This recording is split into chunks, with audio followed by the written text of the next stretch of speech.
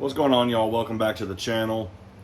Today I'm going to be going through and putting back together the MEUS MB24 Bronco chassis that I have. In the last video, y'all saw me take this apart to build the rock buggy, Injora rock buggy chassis, and swapped over the brushless, the micro Komodo brushless setup back into the buggy. That way I have the brushless setup in the better build. I also took the Injora +4 axles that were in this chassis and put those on the rock buggy as well. That way the stronger axles are on that buggy, because I have the 70mm tires on the 1.3 beadlocks and everything. So for this video, I'm going to start working on putting back together the Bronco build, but I'm also going to be upgrading it a little bit with the Injora 50 upgraded brush motor, just to give it a little bit more power, to help it out a little bit more. Plus, I just kind of wanted to test out that motor and transmission to see how it is. You'll see here in a second, I started off this video by putting the Injora super soft wheel inserts, the yellow formed wheel inserts, into the beadlocks for this.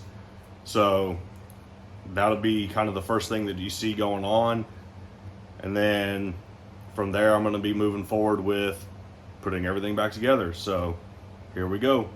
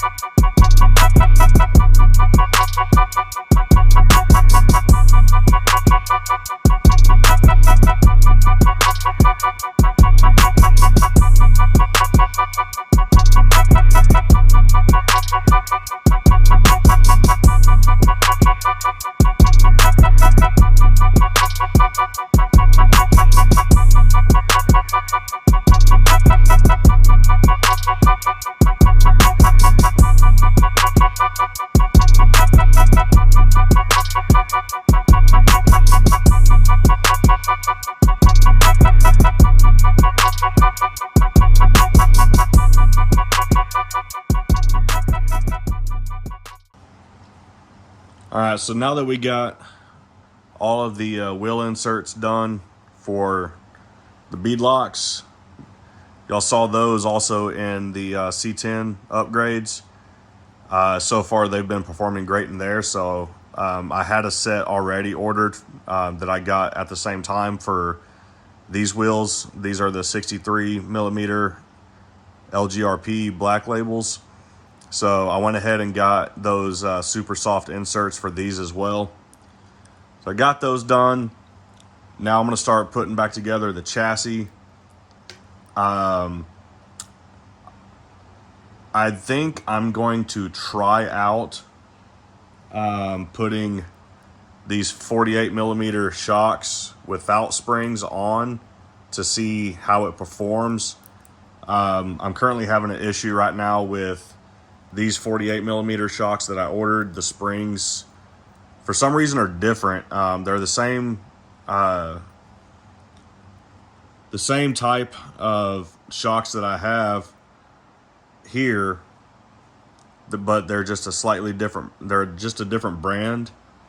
But for some reason, they the spring rates are a lot stiffer. So I'm going to try running without springs and see how that goes. It's going to have it bottomed all the way out, sitting all the way down, but hopefully it helps it with climbing and everything. So we'll just see how that goes whenever I get everything swapped over. But for now, let's go ahead and get started on getting everything replaced and put back together. I got the factory motor and transmission right here on the factory skid plate. So I'm gonna start by getting the new motor swapped over. And pull this out of the package real quick.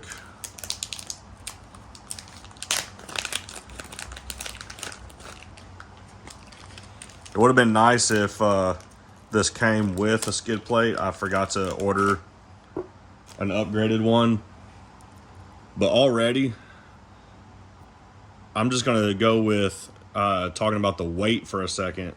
So the factory axial brush motor on the factory plastic skid plate weighs a noticeable difference less than the upgraded 50t from Injora, the purple, that comes with the aluminum case transmission here.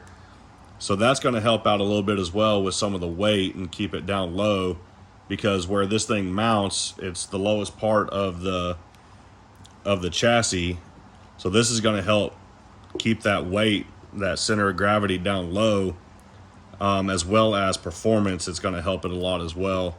So let's get this swapped over real quick on the skid plate here, and then we'll move on to getting it mounted into the chassis over here. I'm really curious how this is going to drive after this, because this was already a decently performing rig. I do like this chassis, and for the money, it's definitely a good deal. But with this motor, the super soft inserts, and then changing up the shocks over here to run without springs, it's going to be a lot of different changes made to it. So it's going to be a lot of huge differences in the entire setup.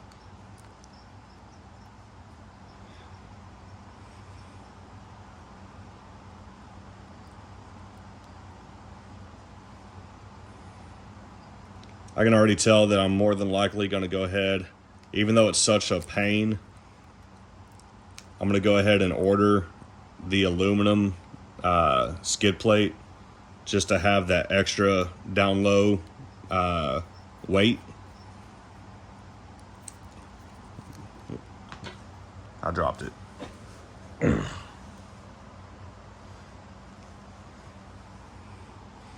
But yeah, having that little extra down low weight for the center of gravity, especially on these small little 24s, makes a huge difference on the crawling capabilities of them. So unless you're just trying to go for like a mud bogger look, you don't need the really, really tall springs and shocks for these. If you plan on actually crawling with them, you want them sitting as low as you can, with getting as much articulation as you can. That way you can crawl and get over obstacles a lot easier. Get this screw in, and that will complete the motor swap for the skid plate. Just make sure they're tightened down a little bit. Be careful when you're tightening down your screws on these 24s. I've seen a lot of pictures of people breaking screws off inside different pieces. This being the plastic skid plate, it's not too it's going to give a little bit quicker than whenever you're screwing in the bottom here into the actual motor mount. Those are going to snap off if you over tighten them too much. So there you have it. That's the new Injora 50 onto the skid plate. So now we can get that into the chassis. All right, so I'm going to go ahead and get these shock towers or shocks out of the way, since we're going to swap them anyway. As you can see, I am running these little spacers for the shocks, because threw the shock out of the way. If you don't run these spacers for the shocks on this chassis, it puts them into a bit of a bind, like y'all saw whenever I was building it. So just pay attention whenever y'all are putting your rig together. That way you can make sure you can avoid that binding situation.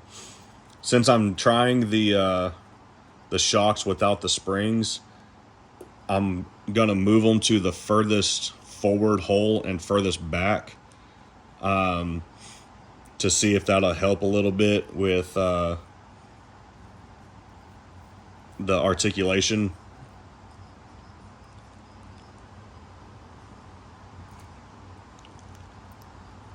But when I had these shocks on the JLU, when I first built that with the softest springs, they worked amazing, but those springs ended up getting messed up somehow. I don't even know how they ended up getting messed up on a different build.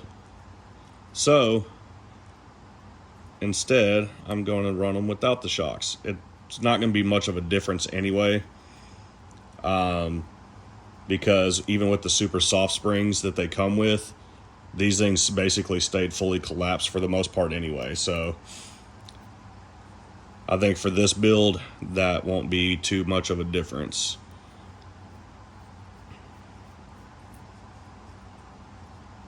So again, get those out of the way.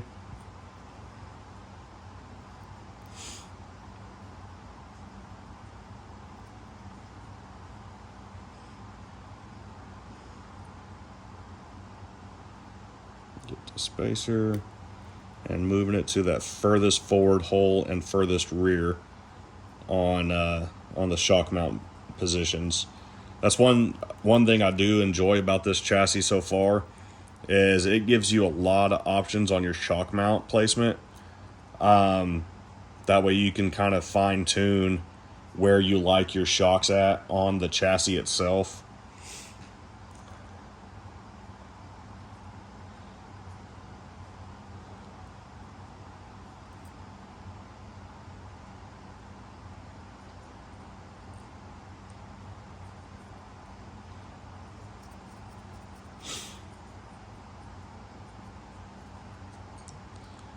Alright, got those swapped out, so let me get these pieces out of the way.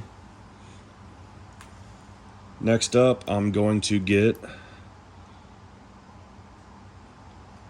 the skid plate and motor put into place.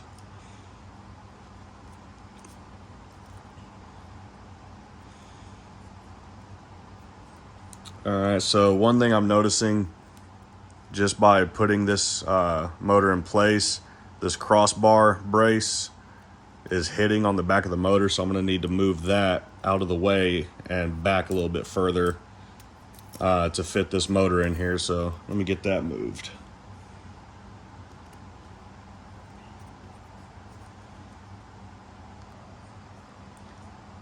Alright, so I got that moved back behind the cross bracket there. So let's see how the motor fits in there now. If it wasn't for this little resistor that they have on here, that would have actually fit perfectly where it was. But now that I got that crossbar moved, it goes right where it needs to. So no worries there. Got that out of the way. So let's get the screws and we'll get this locked in.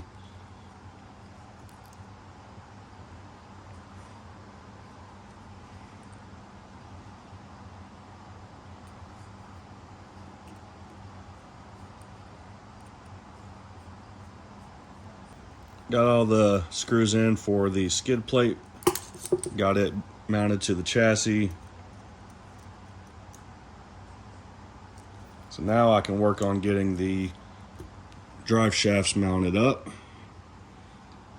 Still running the C10 rear links in the front.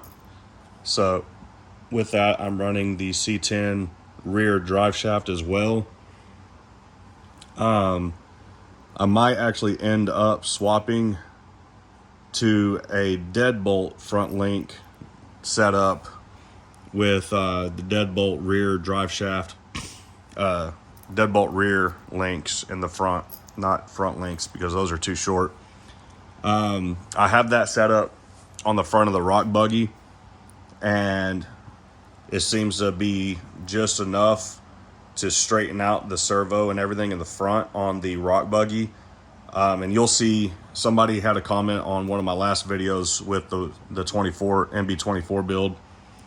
The front axle does tilt forward a little bit, so the servo is taking a small bit of a nosedive up there, but it doesn't affect it too much on the climbing capability. There are times where it does unfortunately get caught up on an obstacle, but just gotta work your way around it. So might swap to those links later on just to try to straighten out the front axle a little bit more, get that nosedive out of there that is happening with it. But for now, it's not that big of an issue, so I'm not gonna worry about it until I really start struggling with it.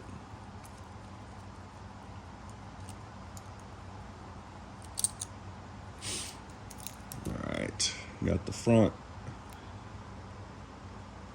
on there. Let me get the back one. I should have done this before I put it in the chassis, but didn't really think about it, so oh well.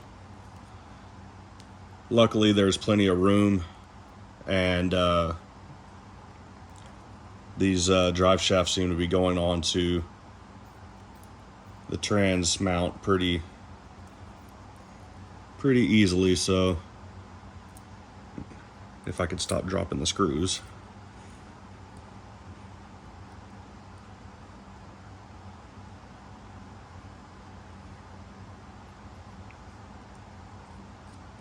There we go. I hope y'all have been enjoying these little videos so far. I've seen comments from a few of y'all, and y'all do seem to be enjoying them, so that's appreciated. And I definitely love getting the feedback because it helps me improve my videos to the benefit of y'all, because that's what this is for. These videos, or making these videos, this little hobby has helped me a lot with some personal stuff going on in my life.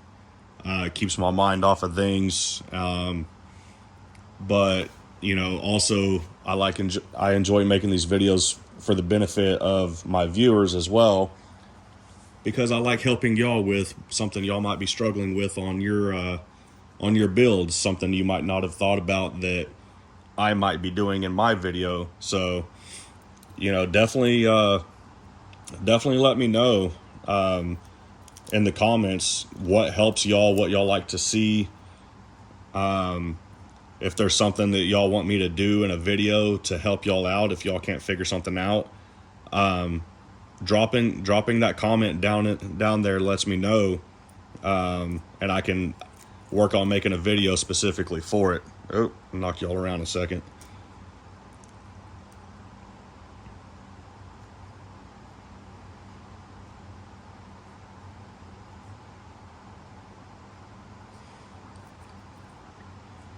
So getting the front links installed here.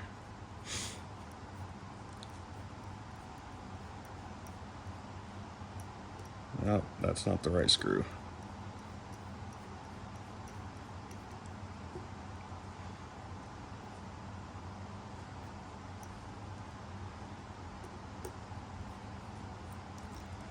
I'm gonna work on getting all these links installed, and then I'll come back to it whenever I got that all done. All right, y'all, so got all the links in place, got the side little skid plate things in place. So now I can work on getting the axles installed. Once I get that done, I can start placing the ESC, get that placed up in there, and we should almost be done. Once I get it all back together, we'll take it for a little test drive just to see how it performs with the shocks without springs. If I don't like how that goes, I'll dig out some softer springs to put into here, into these shock mounts. And then we'll try it out again. So y'all stick around for that. All right, so got the axles mounted up back in. I am running a 4-link front setup. I know a lot of people are switching to that as well, but got that all together. So now I can throw the wheels and tires back on and get the ESC mounted up, and we should be able to test it out from there.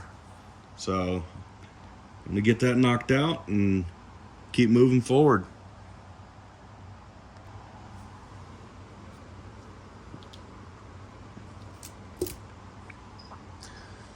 All right, so still gonna be using the wheel weights that I got with the bead locks, now having the super soft inserts in them.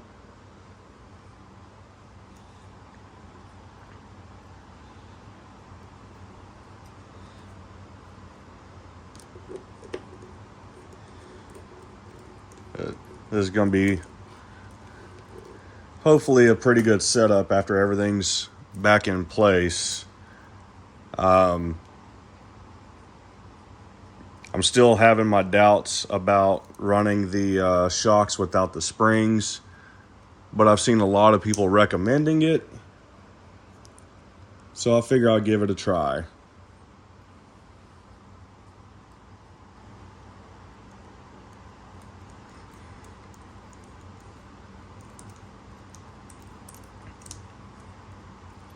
Another thing I'm going to do in the near future for this build,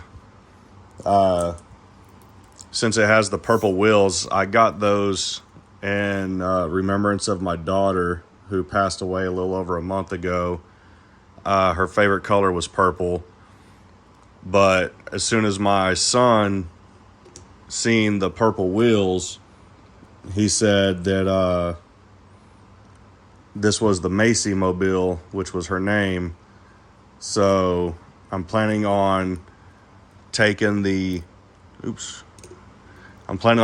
body for the Bronco, and where it's red, I'm gonna paint it purple to match the wheels and kind of do a full purple theme on it. That way it can be a Macy Mobile Memorial little RC car for her. Especially since my son already kind of named it that anyway, so I think it'll be fitting to do so. I know he'll enjoy that. I'll enjoy it, and it'll make it just a little bit more special. So far, I haven't found purple links, control arms, whichever y'all call them. I call them control arms because I'm in the Jeep community, so to me they're control arms. But yeah, if y'all know of a brand that has the purple control arms, I'm going to take another look as well. But if y'all know of a brand that has them, hit me up and let me know so I can get them and put them in this vehicle. So got the wheels back on. Gonna get the wiring all hooked back up here. The new motor.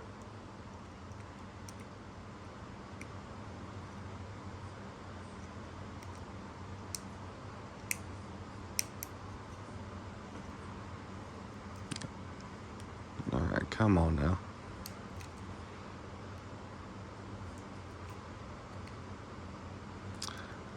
There we go.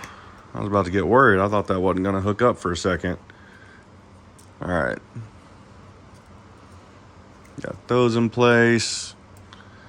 So according to the instructions, whenever you get this kit, it shows the ESC sitting upright like this, and the body is supposed to kind of go around it. So it's going to take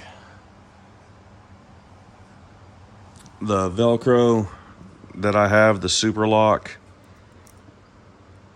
and get that on here so I can mount this in place. A nice firm little lock in there. Get these wires kind of out of the way here. And then I can test out the body. So let me get that in place. One thing I kind of forgot is that to screw the body on, I actually need the rear tires out of the way. But yeah, that's how it's going to sit for the most part. Electronics fit in there pretty good. The rear sits down further than the front right now because the bumper is hitting on the steering servo. I might actually remove that bumper. Yeah,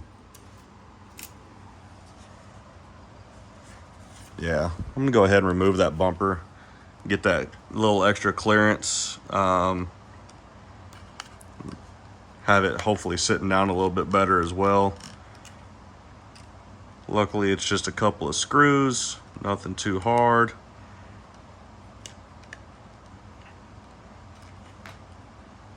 As I drop the bumper after it's unscrewed.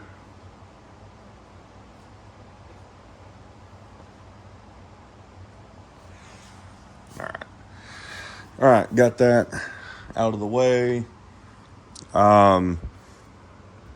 I'm gonna have to take a knife and cut this glue off of here that I tried putting in place originally to glue the body mount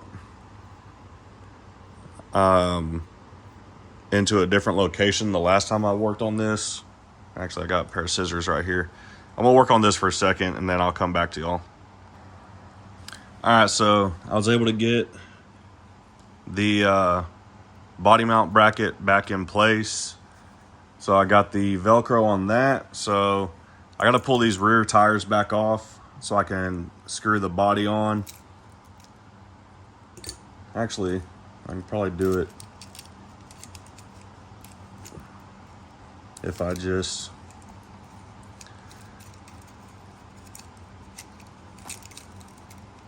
rig that up. That'll give me the room I should need, hopefully. It's the only downside of having the springs off of the shocks is that now the chassis sits all the way down at the bottom of the shocks, and you don't have as much clearance for some of the stuff that I would have if there were springs. But again, I've been told on some of the pages I'm on and some of the videos I've seen of people running without springs and saying that it's a little bit better. So I'm going to give it a try for this rig, and then if it doesn't, I can always go back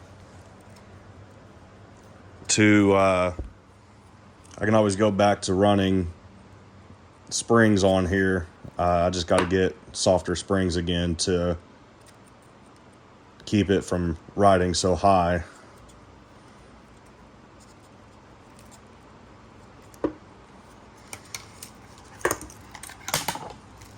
Oh. All right. Get this screw set up in place. Then I can tighten these down. And then I can lay the body down and get the Velcro to stick into place where it needs to go.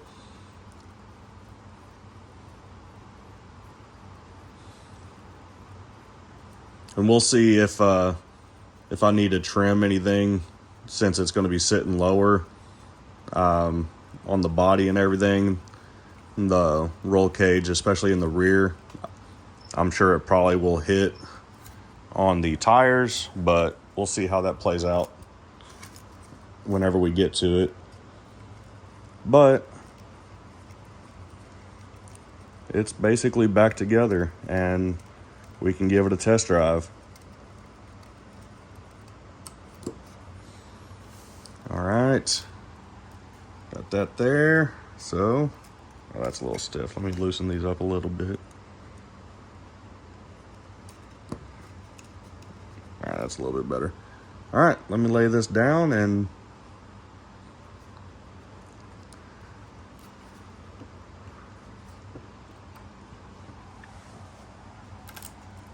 no, didn't let it stick long enough, or it could not even be hitting in the right spot. Let me take a look. Yeah, it's hitting.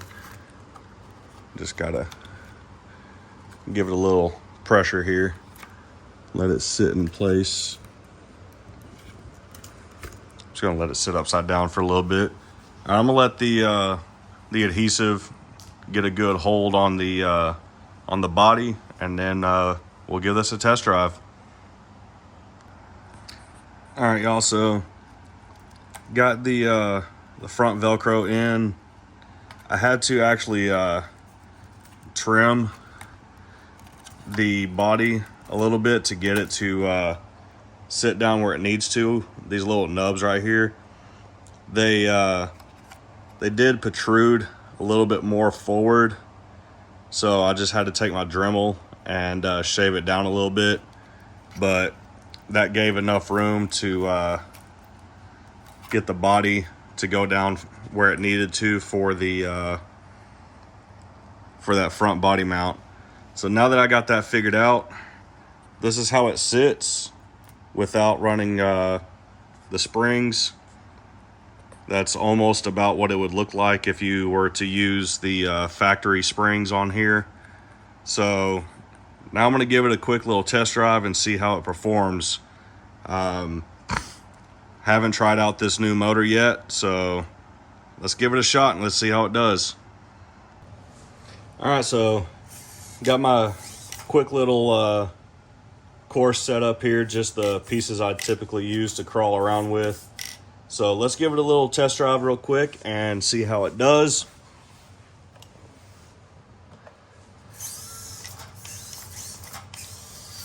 I will say, starting off, the power that the Injora 50 seems to have compared to the factory motor is quite a lot.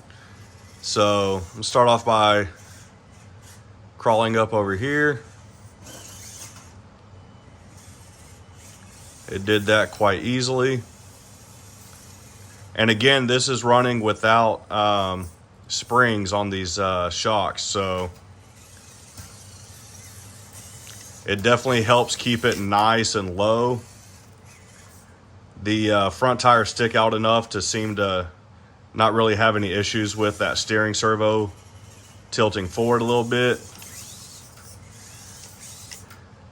And actually, taking a look at it from here, let me bring it over here for a second.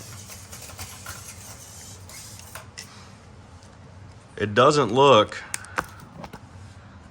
like the servo is tilting forward as much now that I have the springs off of the shocks. So it definitely sits very nicely. It's very nice and low, which gives it a good low center of gravity. This new 50t motor has plenty of power to be able to slow crawl it around this course. So I definitely got to say that my initial thoughts on the Injora 50t, very impressed. It definitely helped out this rig a lot, and then losing the springs on the 48 millimeter shocks definitely helped a lot as well. It gave it a very nice low ride height, but it also gives it a good amount of flex as well. So to test the flex real quick before I end this video, I'm gonna do like I did with the rock buggy, and I'm gonna put both of the 10-pound plates on top of each other and just give it a good little flex out and see how it does.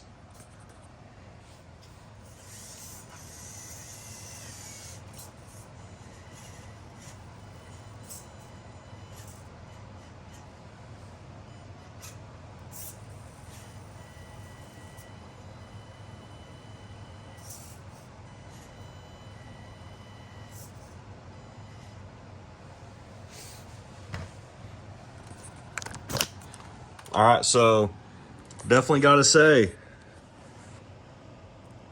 it has a very good amount of flex. And from what I can see, it's not rubbing on the body too much. It might be just a little bit here in the rear on this roll cage piece. But overall, it definitely gives some good flex with this setup. So I think I might have found my perfect setup for the Bronco build. Again, what I was talking about before, since my son wants to make this kind of a tribute RC car for my daughter with the purple, I think I'm going to paint this red and this red purple. I'm not too sure if I'm going to make any more of the body purple. What I might actually do is the red and silver pieces have purple, and then have this whole back area stay black, and either still make these corner pieces purple or paint those black as well. And then I'm going to do some research and try to find purple links, purple shocks, and purple steering pieces. That way it'll be one complete rig. But if you've made it this far, I appreciate y'all watching the video. It helps me out a lot. Like I mentioned before,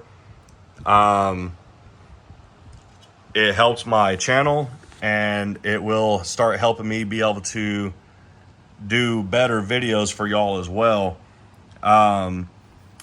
Don't forget to please hit that like and subscribe. Hit that notification bell so y'all can get the notifications when I upload a new video. Before I go, I just wanted to show y'all real quick. Y'all probably saw it before, but I didn't talk about it. The electronics are mounted up right here, and they go up into the body. And then the battery, I was able to just kind of stick it right here into this little gap, and it holds in place because the body drops around it. I do have magnets, the magnet body mounts coming to replace the Velcro on here, because although it holds, it's not very good. So I'm going to get the magnet mounts to replace this with. And I bought 2 sets, that way I can do it on the C10 as well. But that's going to be all for this video. So again, if y'all liked it, please hit that like. If you're not a subscriber already, subscribe to the channel. And I look forward to making more content for y'all. But until next time, Bad Influence out.